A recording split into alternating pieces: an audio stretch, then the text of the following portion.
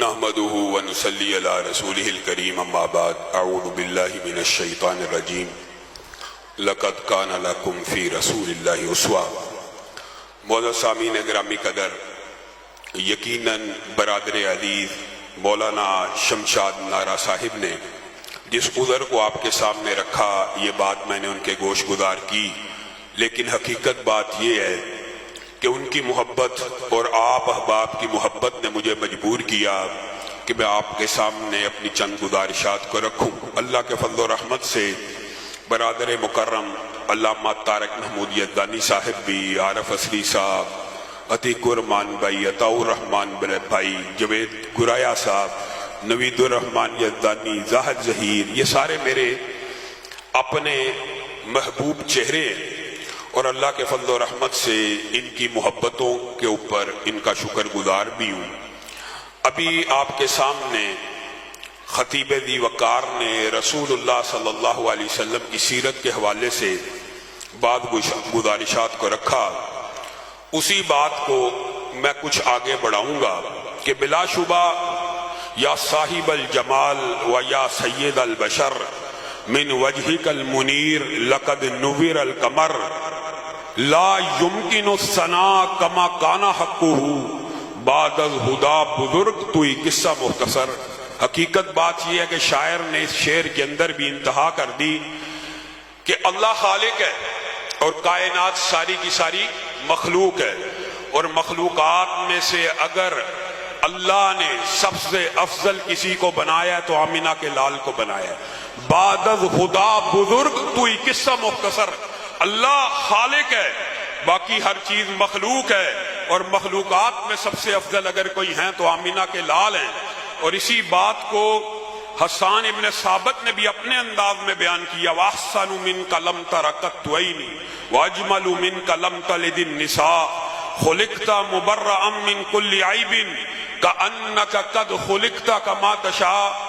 آپ جیسا حسین کسی آنکھ نے دیکھا ہی نہیں، آپ جیسا جمیل کسی ماں نے جنا ہی نہیں۔ مجھے ایسا معلوم ہوتا ہے آپ عیوب سے، آپ اس طرح عیبوں سے پاک صاف مبرہ ہیں کہ یوم تخلیق کے دن محسوس یوں ہوتا ہے کہ آپ رب کے سامنے کھڑے تھے اور رب کو کہہ رہے تھے مجھ کو ایسا بنا، مجھ کو ایسا بنا۔ آپ کہتے چلے گئے اور رب بناتا چلا گیا۔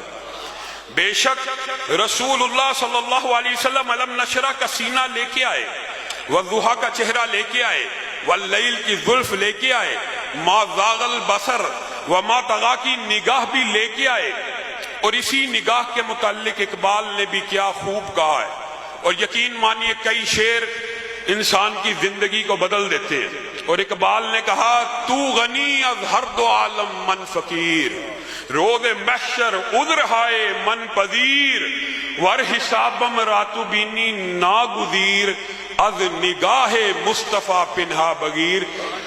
اللہ کو مخاطب ہو کے کہتے ہیں اللہ تو رب ہے، تیری بارگاہ میں کوئی کمی نہیں ہے کہ تو معاف کر دے، لیکن اگر تو میرا حساب لینے کا ارادہ رکھتا ہی ہے تو کل قیامت کے دن میرا جب حساب لینے کا وقت آئے گا تو نگاہ محمد سے دور کر لینا۔ جس نبی کا کلمہ پڑھا اس کے سامنے حساب کیسے دوں گا؟ اور لوگوں، جس نبی کا کلمہ پڑھا ہو اس کے سامنے حساب دینے سے تو ڈرتے ہو، لیکن اس کی سنت اپناتے ہوئے شرماتے ہو، اس کی سنت کے اوپر نہیں چلتے۔ ابھی خطیب نے جو پہلا ٹکڑا آپ کے سامنے رکھا وہ ان کی سیرت کا، ان کی صورت کا ہے، لیکن محبت کا اصل جو تقاضا ہے وہ یہ ہے کہ اس سیرت کے اوپر عمل بھی کیا جائے۔ بے شک یہ بھی محبت ہے کہ کرتاس کے چہرے پر ایک لفظ لکھا میں نے، اس لفظ کی خوشبو سے کرتاس معطر ہے، اس نام کی کرنوں سے ہر چیز منور ہے، وہ نام مکمل ہے، وہ نام محمد ہے صلی اللہ علیہ وسلم۔ یہ باتیں درست ہیں، لیکن محبت کا عملی تقاضا کیا ہے؟ وہ رسول اللہ صلی اللہ علیہ وسلم کی صرف چند احادیث آپ کے سامنے آج رکھنی ہے۔ ایک مشہور حدیث آپ نے سنی ہوئی ہے، سب جانتے، وہ حدیث کیا ہے؟ رسول اللہ گھر تشریف لے کے آئے، ماں نے عائشہ نے کہا ابھی آپ کے 3 صحابہ آئے تھے، یہ باتیں کر کے گئے. کیا کیا باتیں کر کے گئے؟ مجھ سے پوچھ رہے تھے رسول اللہ کا روزہ کیسا ہے. میں نے بتایا آپ پیر اور جمعرات کا روزہ. اچھا آپ کے تو اگلے پچھلے سارے گناہ معاف ہیں, آپ پیر اور جمعرات کا رکھتے ہیں, میں ہر روز روزہ رکھوں. دوسرے نے پوچھا آپ کا عبادت کا کیا سٹائل ہے, قیام اللیل کا کیا طریقہ ہے. میں نے بتایا وہ آپ جاگتے بھی ہیں, سوتے بھی ہیں, قیام بھی کرتے ہیں, کسی رات آدھا کرتے ہیں, کسی رات پورا. اچھا ان کے تو اگلے پچھلے سارے معاف ہیں, میں ساری زندگی ہر روز رات کو قیام کروں گا. تیسرے نے پوچھا گھریلو خانگی معاملات کے اندر ازواج کو کتنا وقت دیتے ہیں وغیرہ. میں نے بتایا ہر زوجہ کو اتنا وقت دیتے ہیں. تو اس نے کہا ہاں آپ کے اگلے پچھلے تو سارے معاف ہیں, آپ کے وقت میں تو بڑی برکت ہے, میں شادی نہیں کروں گا. کیونکہ اگر میں ازواج کو اتنا وقت دوں گا تو عبادت کا ٹائم تو میرے پاس نہیں رہے گا, رسول اللہ کے پاس تو وقت میں برکت.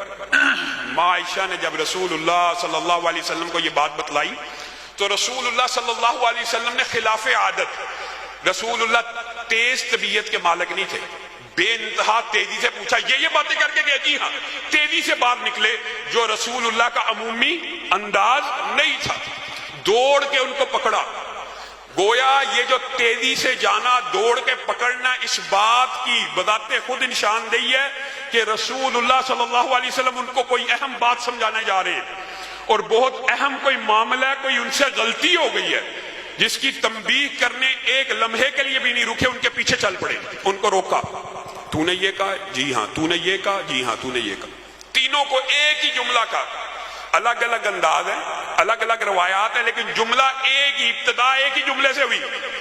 میں محمد صلی اللہ علیہ وسلم اس زمین کی پشت کے اوپر کائنات میں سب سے زیادہ اللہ سے ڈرنے والا ہوں.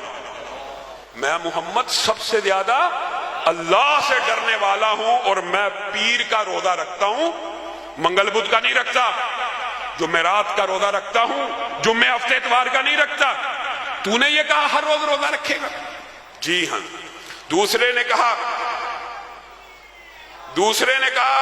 دوسرے سے پوچھا ہاں جی آپ بیان کرے. کہا میں محمد صلی اللہ علیہ وسلم اللہ رب العزت سے سب سے زیادہ ڈرنے والا ہوں, اور میں رات کو قیام بھی کرتا ہوں اور چھوڑ بھی دیتا ہوں. تو نے یہ کہا میں پوری رات قیام کروں گا. جی ہاں. تیسرے کو بھی یہی کہا کہ میں محمد صلی اللہ علیہ وسلم اللہ سے سب سے زیادہ ڈرنے والا ہوں, اور میں نے شادیاں بھی کی ہیں. اب جو جملہ رسول اللہ صلی اللہ علیہ وسلم نے بولا ہے, کاش کہ تیرے دل میں اتر جائے میری بات, اور کاش ہمارا یہ مشن اور منہج اور نقطہ اور نظر اور مسلک لوگوں تک پہنچ جائے. وہاں پہ رسول اللہ نے ایک جملہ بولا, کہا فمن راغب عن سنتی, فمن راغب عن سنتی, جس نے میری سنت سے اعراض کیا, فلیس منی, وہ میری امت میں سے نہیں ہے. یہاں پہ آپ نے غور کرنا ہے, سوچنا ہے, رکنا ہے. رسول اللہ کس کو کہہ رہے ہیں, کس کو کہہ رہے تھے؟ صحابہ کو. صحابہ کو کیا کہہ رہے تھے؟ فمن راغب عن سنتی, جو میری سنت سے اعراض کا مطلب ہوتا ہے یا آگے بڑھے گا یا پیچھے رہ جائے گا. دو نے آگے بڑھنے کی کوشش کی اور ایک نے پیچھے رہ جانے کی کوشش کی. جو میری سنت سے اعراض کرے گا وہ میری امت میں سے نہیں ہے. یہ جو جملہ ہے کاش مجھے اور آپ کو سمجھ آ جائے. یہاں پہ ہمارے ہاں پورے کا پورا مقدمہ اور فلسفہ یہ بیان کیا جاتا ہے کہ نیت نیک ہو تو عمل کر لینے میں کوئی حرج نہیں ہے. آپ نے فیصلہ کرنا ہے. آج صحابی رسول نے پوری زندگی روزہ رکھنے کی نیت کی, یہ عمل نیک ہے کہ بد ہے؟ نیک عمل ہے. اور کیا روزہ رکھنا رسول اللہ کی سنت سے ثابت ہے کہ نہیں؟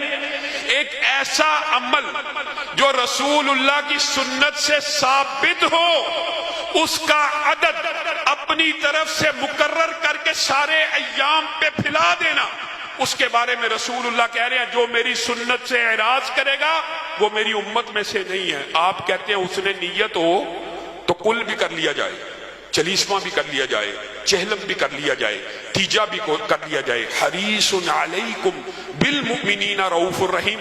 رسول اللہ چاہتے ہیں میں آپ میری پوری امت جنت میں چلی جائے. رسول اللہ کو اللہ کہہ رہا ہے یہ اعزاز ہے، یہ مقام و مرتبہ حریص علیکم، تمہارے اوپر حریص ہیں کہ تم سب جنت میں چلے جاؤ۔ رسول اللہ تو نیکی کا وہ عمل بتلا کے نہیں گئے، لیکن تیرا اور میرا مولوی رسول اللہ سے زیادہ حریص ہے ہمارے اوپر۔ رسول اللہ کو تو نیکی کا وہ عمل بتلانا، رسول اللہ دین پورا پہنچا کے گئے ہیں کہ کچھ چھوڑ کے گئے ہیں؟ دین اگر پورا پہنچا کے گئے ہیں تو نیکی کا ہر عمل بتا کے گئے ہیں کہ نہیں گئے؟ اب رسول اللہ کے اس فتوے کے اوپر ذرا آپ نے غور کرنا ہے۔ ایک شخص، اور حضرت عبداللہ ابن مسعود کا، حضرت علی کا، حضرت زبیر کا یہ اجماعی فتویٰ ہے۔ رسول اللہ نے جب یہ صحابہ کو کہہ دیا تو ایک شخص اٹھے، وہ 360 دن کے روزے رکھے۔ 360 روزہ رکھنا نفلی ثابت ہے، وہ نفلی روزے 360 رکھے۔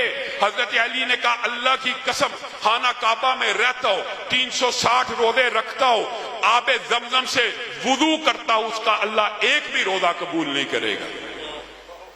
کس وجہ سے؟ کیونکہ عمل سنت کے مطابق، اور دوسری طرف صحیح حدیث ہے، رسول اللہ صلی اللہ علیہ وسلم نے کہا جو 30 روزے رمضان کے رکھے اور اس کے بعد صرف کتنے رکھے؟ 6 روزے، صرف 6 روزے رکھے، 30 اور 6 کتنے ہو گئے؟ 36 روزے رکھے، صرف 36 روزے رکھے، اس کو 360 دنوں کے روزوں کا ثواب مل جاتا ہے۔ دونوں میں فرق کیا ہے؟ ایک 360 دن کے روزے رکھے گا، اس کو ایک روزے کا ثواب نہیں، اور ایک صرف 36 روزے رکھے گا، اس کو پورے سال کا ثواب ہے۔ فرق کیا ہے؟ سنت کا فرق ہے۔ یہ رسول اللہ کی سنت ہے، وہ رسول اللہ کی سنت نہیں ہے۔ میں اور آپ سنت کی اہمیت اتنی فراموش کر چکے۔ خلاد بن رافع کا مشہور واقعہ میں یاد نہیں رہا، انشاءاللہ مفصل خطاب علامہ طارق محمود یزدانی صاحب کا ہوگا، صرف چند نکتے آپ کو دے کے جانا چاہتا ہوں۔ خلاد بن رافع رسول اللہ کو آ کے سلام کریں، وعلیکم السلام، نماز 2 رکعتیں پڑھی، ارجع فصلی فإنک لم تصلی، لوٹ جائیے آپ نے نماز نہیں پڑھی۔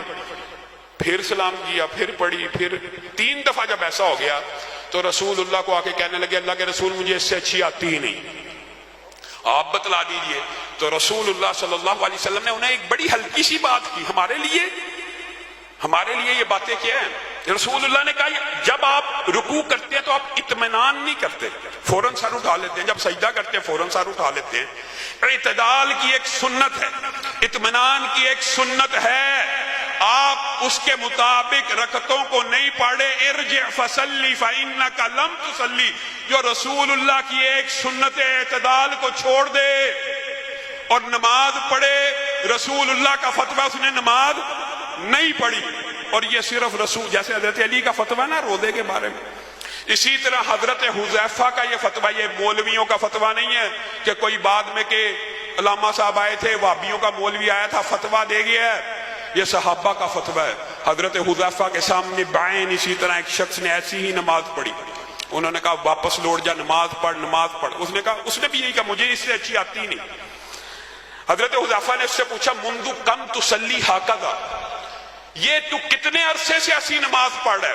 کہا 40 سال بیت چکے، مجھے ایسی ہی نماز آتی ہے اور میں ایسے ہی نماز پڑھتا ہوں۔ حضرت حذیفہ کا فتویٰ ہے، ایک صحابی رسول کا، رازدار رسول کا، کیا کہا؟ اذن ما صلیت الان، تو پھر تو یاد رکھ تو نے 40 سال میں ایک بھی نماز کو ادا نہیں کیا، اور مجھے خطرہ ہے اور میں ڈرتے ہوئے یہ بات کہتا ہوں اگر تو مر گیا تو مجھے خطرہ ہے کہ غیر امت محمدیہ میں سے نہ اٹھایا جائے۔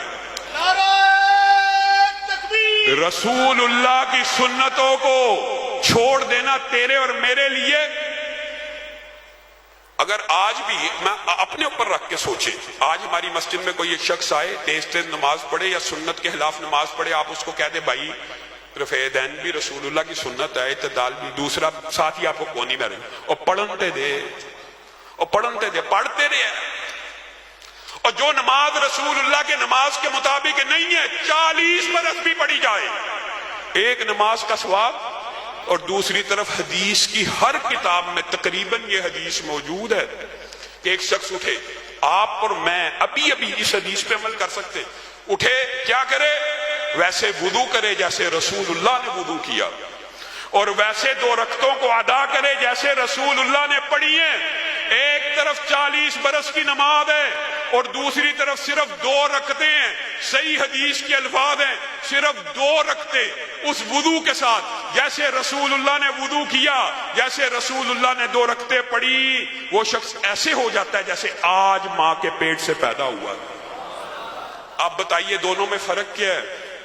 ایک 40 سال کی نماز قبول نہیں ہو رہی اور ایک طرف 2 رکعت سے سارے گناہ معاف ہو جاتے ہیں. دونوں میں کیا فرق ہے؟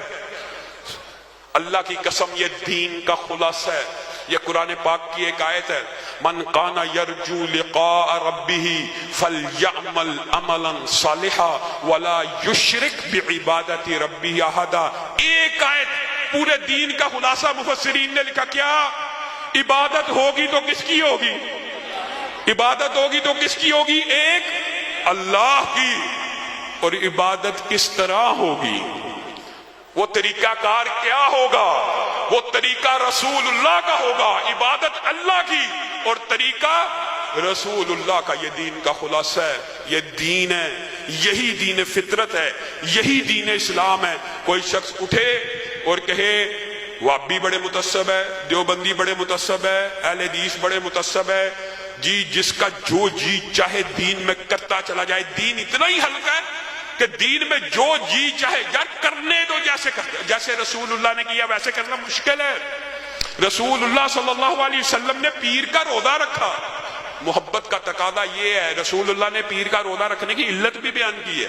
خالی روزہ نہیں رکھا، کہا میں پیر کے دن پیدا ہوا اور میں شکرانے کے طور کے اوپر روزہ رکھتا ہوں. جس کو رسول اللہ سے محبت ہے اور وہ رسول اللہ کا یوم پیدائش منانا چاہتا ہے، وہ ہفت روزے کے طور پر صبح سحری ہو تو روزہ رکھ لے، افطاری ہو تو روزہ کھول لے. وہ رسول اللہ صلی اللہ علیہ وسلم کا میلاد منانے کا مسنون طریقہ پالے گا. لیکن چونکہ روزہ رکھنا بڑا مشکل کام ہے، ناچنا گانا بڑا آسان کام ہے. اور بریلوی علماء سے ٹی وی پہ بیٹھ کے مذاکروں میں، نشستوں میں، ابھی گورنر ہاؤس میں، ابھی شرینا ہوٹل میں یہی گزارشات کی اللہ کے لیے آپ قوم کو کس طرف لے کے جا رہے ہیں؟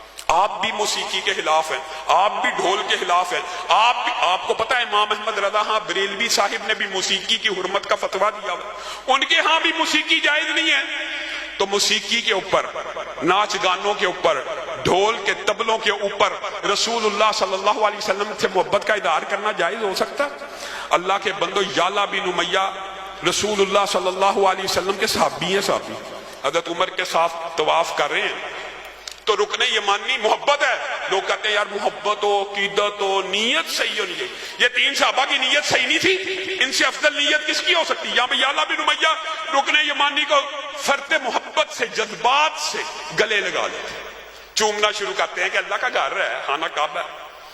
حضرت عمر ساتھ ہی ہیں، درہ نکالتے لگایا، اما تفتا مع رسول صلی اللہ علیہ وسلم، کیا تو نے رسول اللہ کے ساتھ طواف نہیں تھا کیا تھا؟ کیا رسول اللہ نے رکن یمانی کے اوپر یہ حرکت کی تھی جو تو کر رہا ہے؟ نہیں، رسول اللہ نے تو حجر اسود ہی کو بوسہ دیا تھا.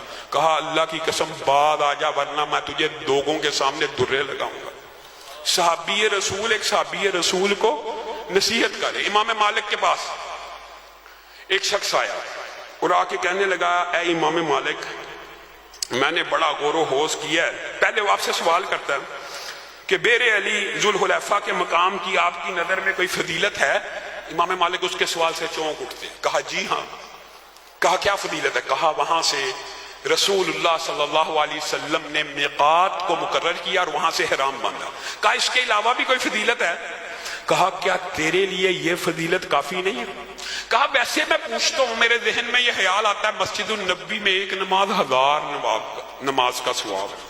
مسجد النبی کا جو احاطہ حرم کا، مدینہ کا، پھر جو دجال ہے وہ وہاں پہ داخل نہیں ہو سکتا.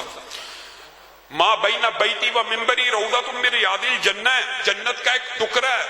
یہ مسجدیں ہیں. تو میری یہ نیت اور ارادہ ہے کہ میں احرام باندھوں مسجد النبی سے. تو وہاں بھی امام مالک نے ایک جواب دیا تھا جو میرا اور آپ کا منہج ہے، میرا اور آپ کا مسلک ہے. انہوں نے کہا کیا رسول اللہ صلی اللہ علیہ وسلم کو مدینہ کی اور مسجد النبی کی ان عظمتوں کا نہیں تھا پتا؟ اگر پتا تھا فَلْيَحْذَرِ الَّذِينَ يُخَالِفُونَ عَنْ أَمْرِهِ. یہ امام مالک نے آیت پڑھی کہ میں تجھے متنبہ کر رہا ہوں، تنبیہ کر رہا ہوں، اللہ سے ڈر جا، تو فتنے میں پڑ جائے گا. ذوالحلیفہ کا یہی مقام و مرتبہ کافی ہے کہ رسول اللہ نے وہاں سے احرام باندھا تھا، اور اگر تو احرام باندھنا چاہتا ہے جہاں مردی سے باندھ نیت کرنی ہے تو ذوالحلیفہ کے مقام پہ جا کے کر. یہ سنت کی اہمیت ہے. اور میرے بھائیوں، اللہ کی قسم، رسول اللہ صلی اللہ علیہ وسلم کے ساتھ محبت کا جو معیار ہے وہ اتباع ہے. قُلْ إِن كُنتُمْ تُحِبُّونَ اللَّهَ فَاتَّبِعُونِي. میری اتباع کرو، میری اتباع کرو، میری پیروی کرو. رسول اللہ نے کہا بیٹھ جاؤ. عبداللہ ابن مسعود ابھی اندر بھی نہیں داخل ہوئے، جوتیوں کی جگہ سے بھی باہر وہیں بیٹھ گئے. یہ اتباع ہے. صحابی رسول اللہ چل رہے ہیں، پیچھے مڑ کے دیکھا صحابی رکے ہوئے. چلتے کیوں نہیں؟ عبداللہ چلتے کیوں نہیں؟ کہا اللہ کے رسول ہلکی سی ایک گھاٹی آئی تھی، میں دیکھنا بھول گیا کہ گھاٹی کو پار کرتے ہوئے آپ نے دایاں پاؤں پہلے رکھا تھا کہ بایاں پاؤں. بتائیے، میں اور آپ سنت کو چھوڑ دیں؟ اللہ کی قسم حقیقت تو یہ ہے کہ رسول اللہ کی ذات بھی بہت اعلیٰ ہے. ولد فی مکہ فاصبحت مکرمہ وعاش فی المدینہ فاصبحت منورہ. رسول اللہ مکہ میں پیدا ہوئے مکرمہ ہو گیا، مدینہ میں زندگی بتائی منورہ ہو گیا، اور اگر ہمارے دلوں میں داخل ہو جائیں گے تو یہ دل مطہرہ ہو جائیں گے. اللہ رب العزت ان کی محبت کو اتباع کے تقاضوں کے تحت ہمارے ہر دل میں جاگزی فرمائے. آخر میں آپ احباب کے سامنے یہ جو حالات ہے سیلاب کے اور متاثرین کے آپ دیکھ رہے ہیں، اور قدرتی بات ہے جوید گرایا صاحب آپ کے سامنے بیٹھے، شمشاد نارا صاحب، یہ جمعیت اہل حدیث کے معزز اراکین ہیں، ذمہ دار ہیں.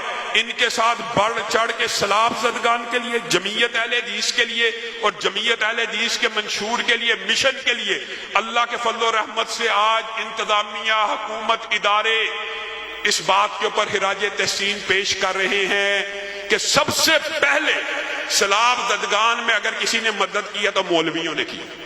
یہ مولویوں کو آپ ہر وقت نہ حکمران بناتے ہیں نہ اقتدار میں لاتے ہیں، لیکن جب قوم کے اوپر، ملک کے اوپر کوئی مصیبت آ جائے سب سے پہلے یہی مولوی آپ کو محنت کرتے ہوئے نظر آتے ہیں.